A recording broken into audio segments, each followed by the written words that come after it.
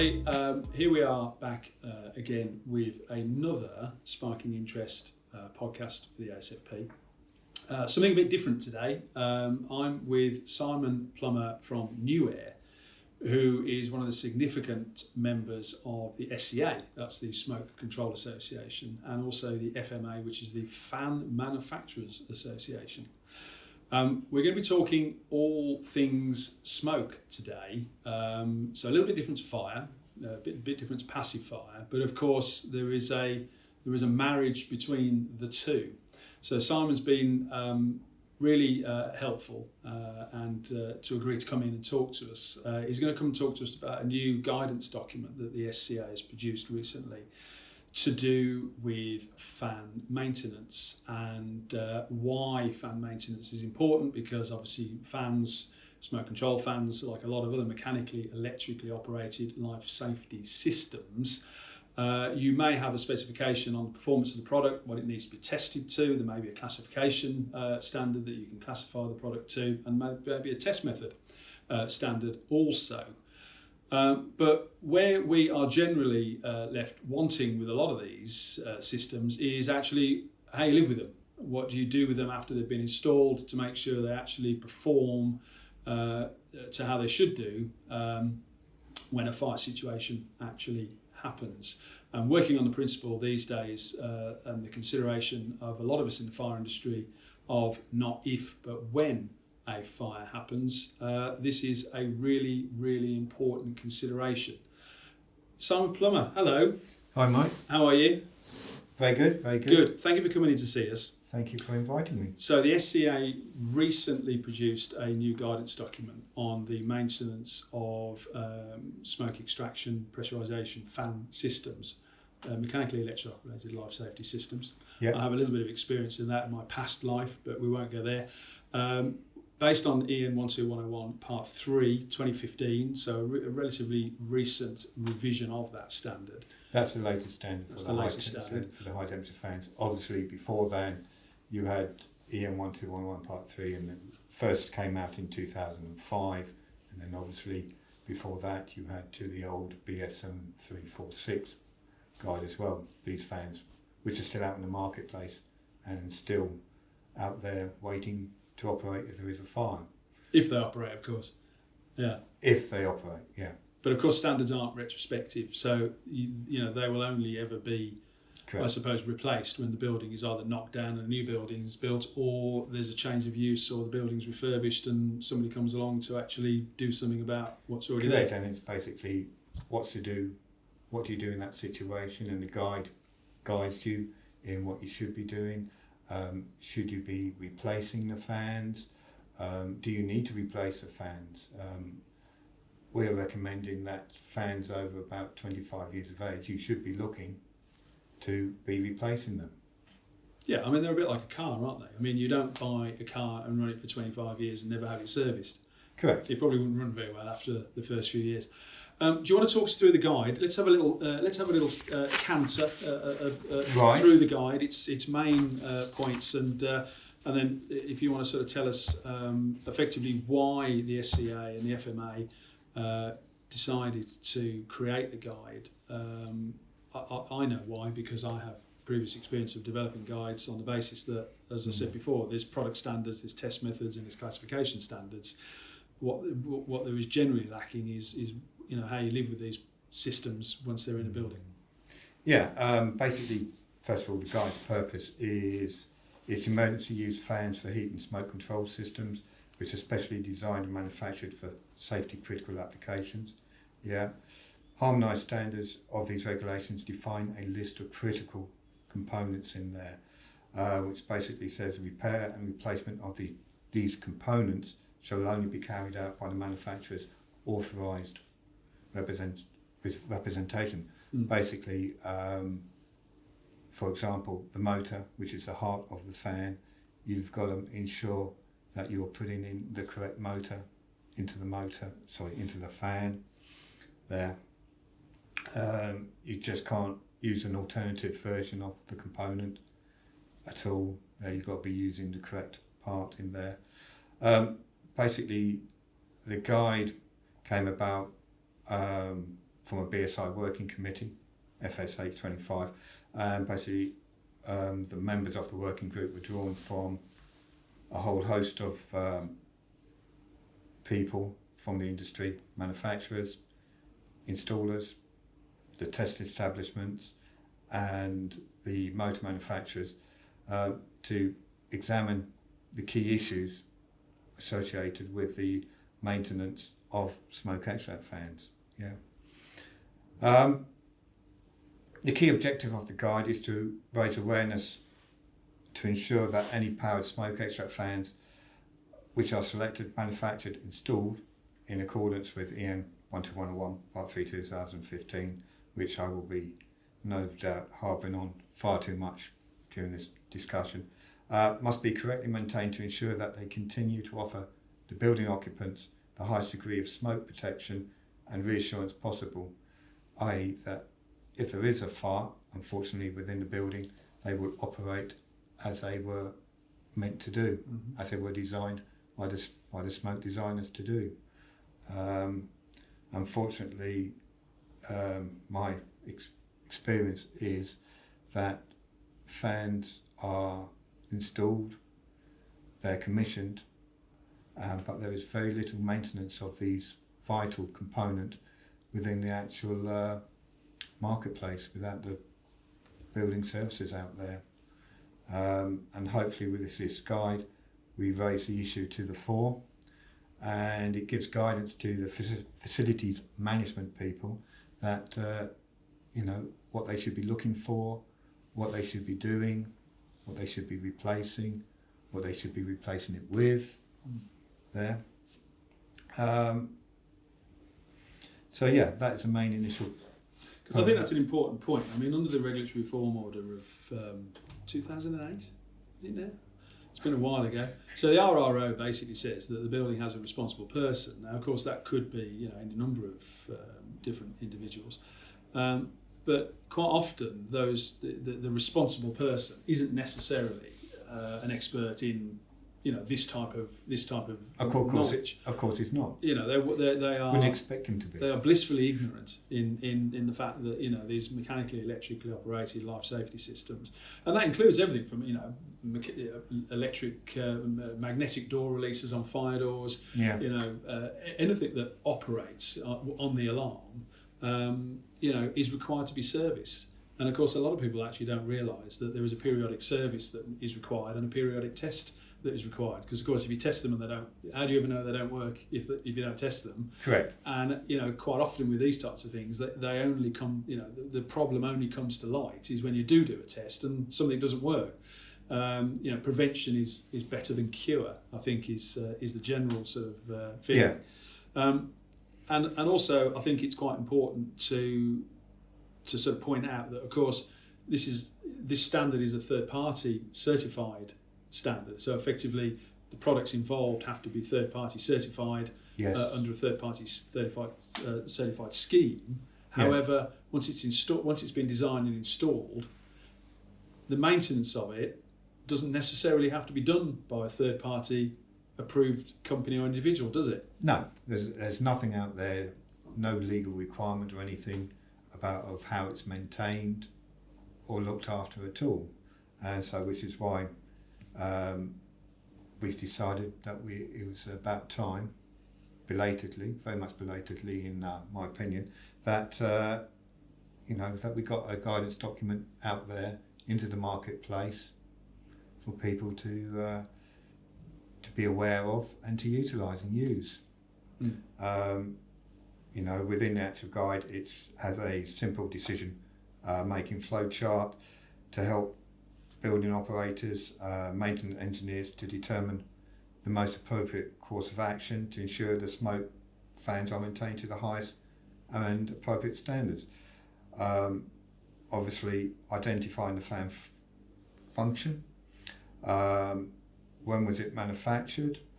Was it pre-2005, which was basically all the fans before 2005 would have been to the old standard and not to the new standard. So BS 7346 was the old standard. With the old standard, it was very much a case of self-certification. Yeah. and third-party witness tests, and it was a very widely abused standard. Well, I think anything with the title self in it, of course, Yes. is open to interpretation. That the beauty of third-party certification is, of course, a third party is measuring you against a defined scheme, Yes. and they are underwriting you, saying you've tested to that, and we're going to give you a certificate to say that in our view you're compliant to it. So when Part 3 came along, it was a massive game changer in that the product was taken from the factory, given to a third party notified test house. They tested the product, they tested the performance of the product to ensure that the fan was actually doing what people said, that the performance doesn't change. When the testing, there are strict tolerances of the change of performance which you allow, because obviously as you heat up a fan, and if you've got aluminium blades, aluminium really has a melting point of 600 degrees C. So when you start approaching those kind of temperatures, you can start to deform the actual impeller, which can make some very interesting shapes at the end of a test there. Also, with the Part 3, not only did you have an independent test house, but you also had an independent company come in, for example BSI, to actually audit the factory to ensure that what was being manufactured is what had been actually tested. There had been no deviance from it at all. So that was a real change for the industry, and a good change for the industry. Now we're basically raising the bar even further now by saying, with this guide, this is what we're recommending for building operators, facility management people, maintenance companies, what they should be doing with the fans. Yeah, because quite often they're hidden. You don't see them, do you? With all this type of equipment, yes, once it's installed, it's all hidden out of sight, and trying to maintain it can be an absolute nightmare because of the inaccessibility of the actual fan. As you say, they hide them away up in ceiling voids, there on top of roofs, and we've got to change the fan. But how do you change a fan which is set on a 40-floor tower block? Yeah, or stuck in a riser somewhere. Or stuck inside a riser. Yeah. And the only way is about 100 metres drop down to the bottom. Yeah, indeed. And I think that you've just sort of talked about the actual the standard of 12101. It's currently a CE. It's a CE marked. It's a harmonised standard. It's a harmonised standard. We've got the craziness of UK CA going on at the moment, and how we effectively will transition out of European standards into something that is a UK standard. But of course, we aren't just. We're not just going to scrap everything that we've spent 50 years of being part of the EU, developing. So we've got all that to get through. Well, we've been one of the main contributors to standards, especially on the high temperature standards as well. The UK has been a leader, main contributor to them.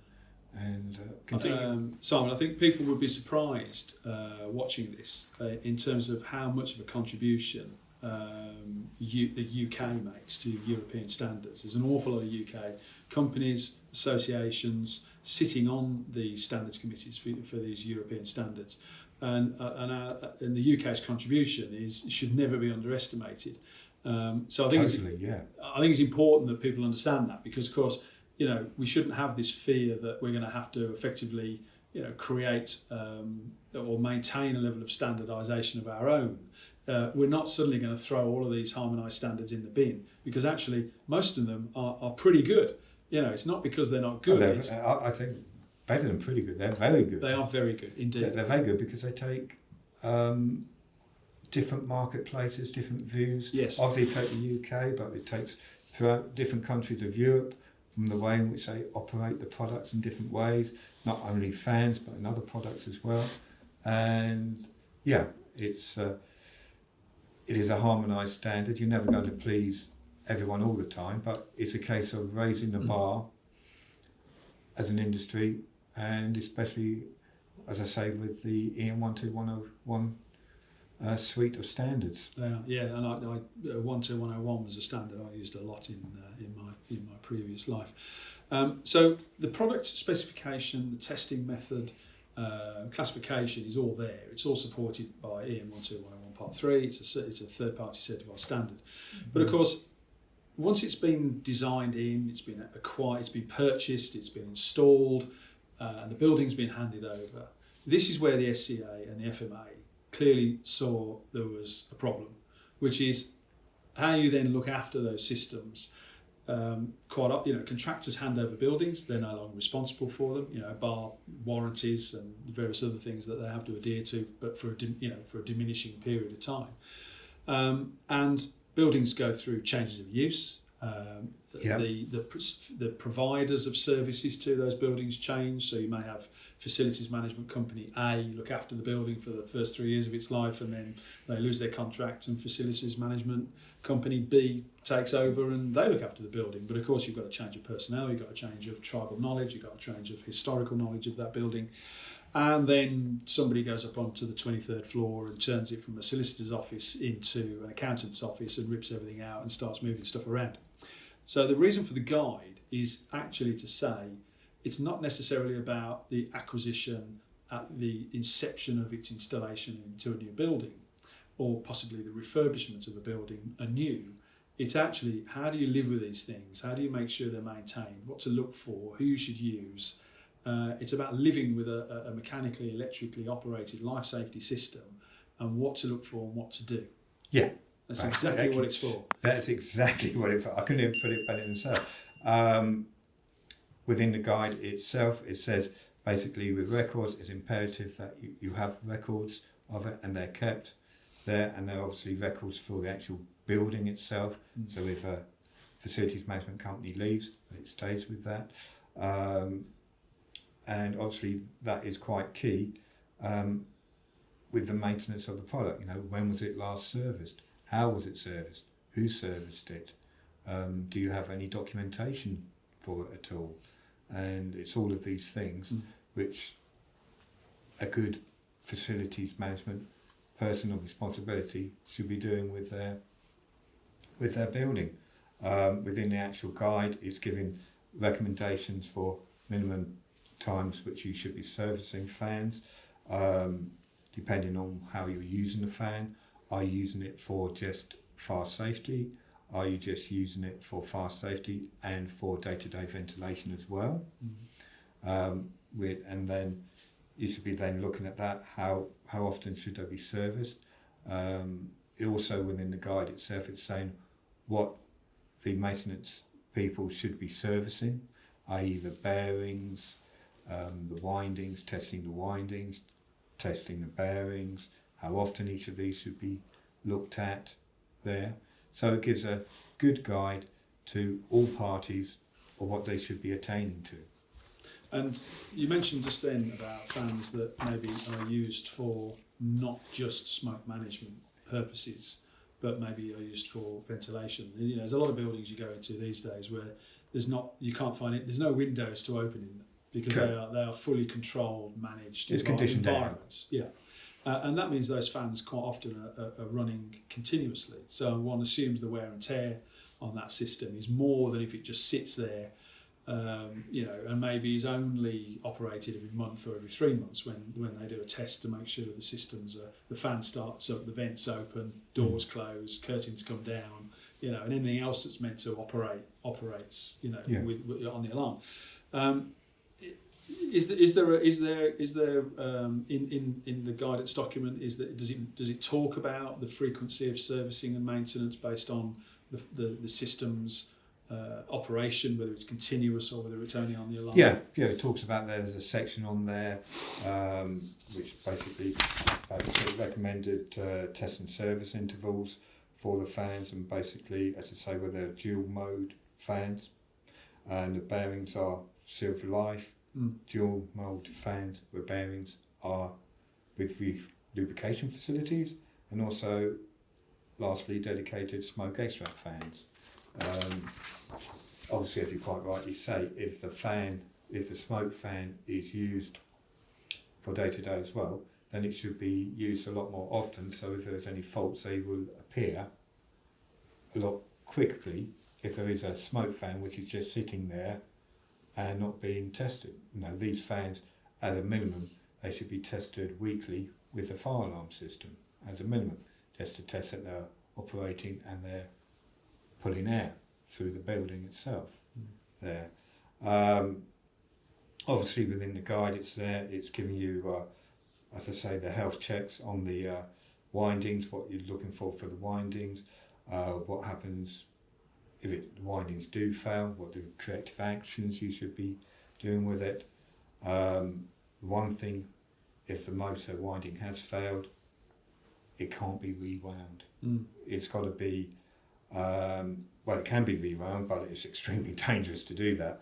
The recommendation would be to purchase a new motor or a new fan. Yeah, so replace it. It's interesting, actually.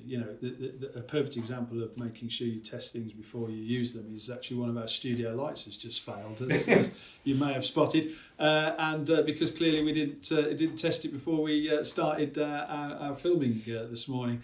So there's a perfect example of testing something on a regular basis. It was being used, and we now know that it's gone out. We now know it's gone out. We now know that it's gone out, rather than saying, well, before we started this, would it go out? We wouldn't know, but now we know it's gone out instantaneously. I'm sure Max knows exactly what to do, because he's written down what to do when one of his studio lights fails. So he's going to be doing that. So if you hear any noise while we're doing this, it's just Max righting his wrong from this morning. And in terms of who should carry out the maintenance, obviously the 12101 Part 3 talks about third-party certification in terms of the products, and moreover probably the installation. But what about service and maintenance? I mean, what does the SCA recommend that building owners, facilities management should do? Who should they employ to service these systems? Good question there, Mike. Basically, they should be using a suitably trained, competent person to do these maintenance of them. You can either go to one of the fan manufacturers, their service teams, or you'd go with a member of the Smoke Control Association who specialise in maintenance and servicing there, going to one of our memberships there, utilising them, because they've all been audited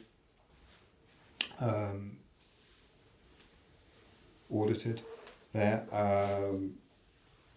But yeah, they will be the two types of personnel I'll be looking for, is a competently trained engineer from one of the fan manufacturers, or someone from the Smoke Control Association that does service and maintenance of fans. Now you hit on the word competency, and competency, of course, is very much a buzzword at the moment, for all sorts of reasons. I mean, a lot of it's coming out of obviously the fire safety, the bill, and what's coming out of the working groups from what was MHCLG is now levelling up.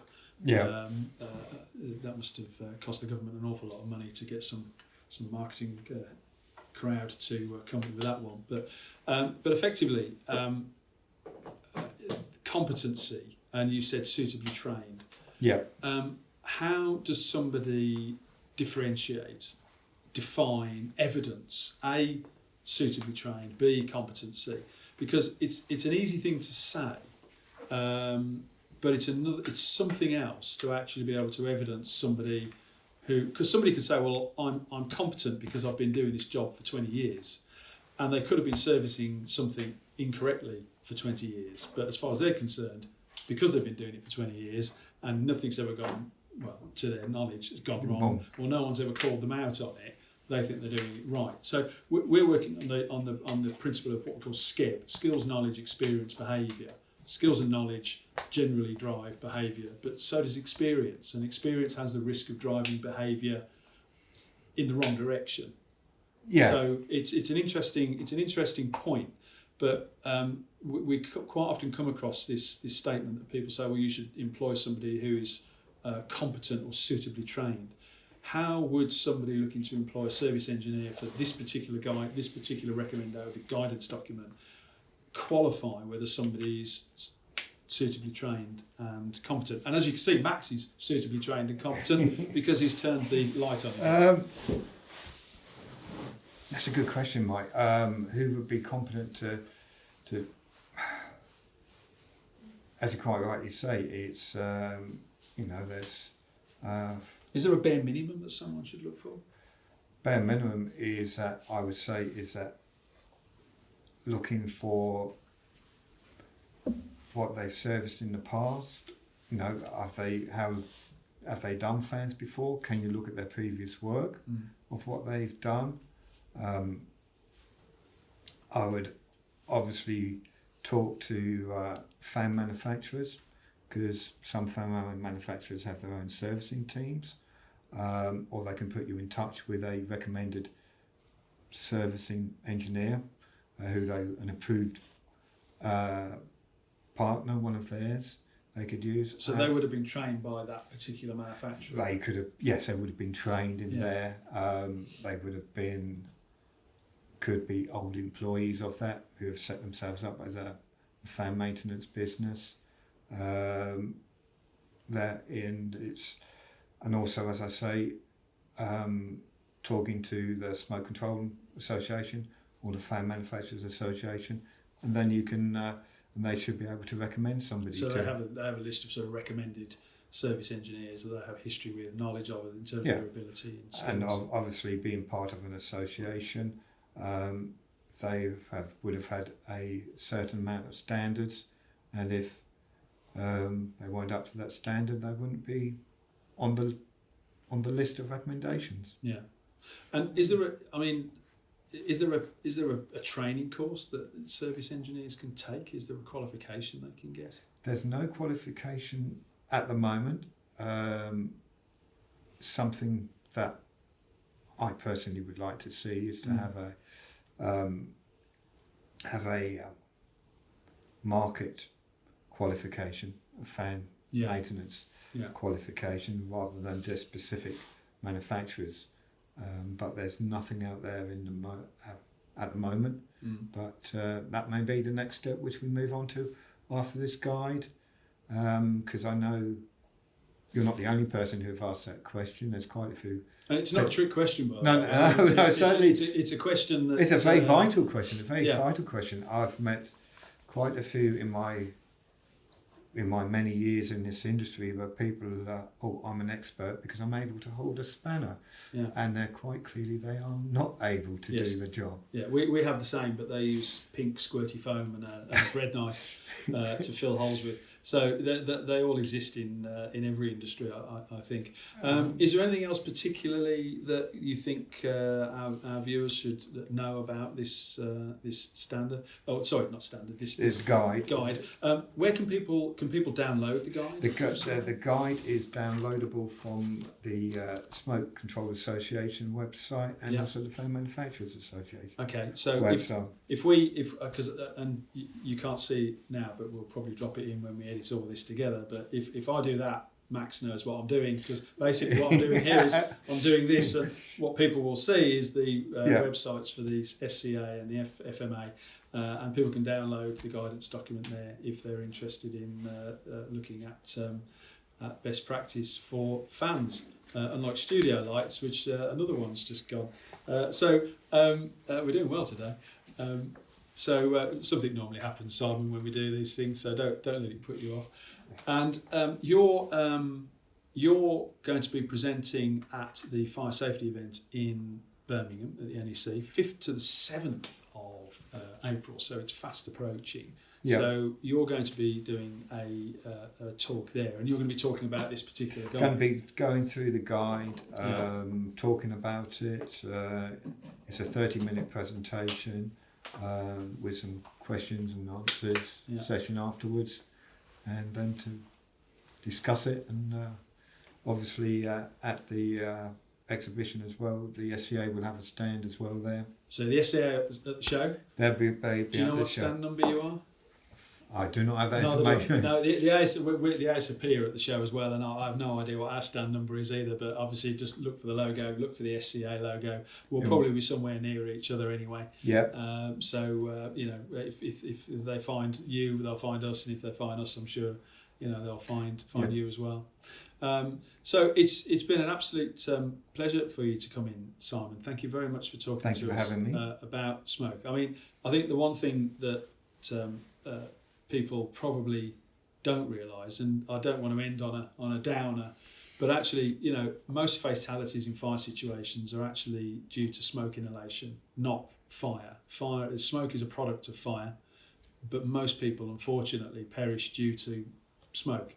Yes. And smoke management is something that is quite often not seen or not understood. People think it's one of the dark arts of you know, construction design, as passive fire is, which is why which is why we're really keen to talk to you, because you know both the SCA and the ASFP work in industries which are quite often not wholly understood or appreciated. You know, either from the design stage or the procurement stage or the installation stage, or what we're talking about here is the service and maintenance stage, which is quite the vital stage in an occupied building. In an occupied building, not an empty building. It's an occupied building with many people in there, and you know, to not only help with the means of escape, but also to help the fire brigade when they're coming to tackle the fire as well. Yeah. So everybody, this is if you want to know more about smoke management in buildings, and it is very much a very specific part of construction. It's the Smoke Control Association. You can Google them and you'll find out lots more about them. If you have any questions, I'm sure they have a thing on their website where you can ask them questions as well. Or if you send anything to us, we'll forward it on to them. And if you have any other questions about this particular podcast, then send us those as well, and we will get them answered for you as best we can. So we're hoping to come to you with some more interesting interviews from people that aren't necessarily connected directly to passive fire. Why? Because it's interesting, and we're all connected in one way or another. So we don't want to view ourselves in isolation. We don't want to silo ourselves solely in passive fire, because we link so readily to other industries and other disciplines. Hence why we think it's important that we talk about those subjects.